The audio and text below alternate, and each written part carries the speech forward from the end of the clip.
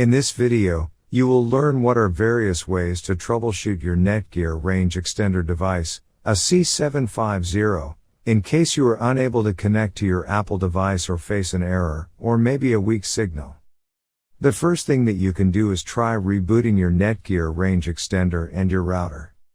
Second, if this does not solve the problem, then try factory resetting your Netgear range extender. Or set up your Netgear range extender again. The third thing that you can do is make sure that you are using the latest firmware version on your Netgear range extender.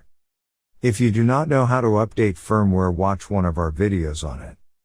In case if you are still facing any issue with your Netgear range extender device, get in touch with our Netgear range extender experts for instant solutions.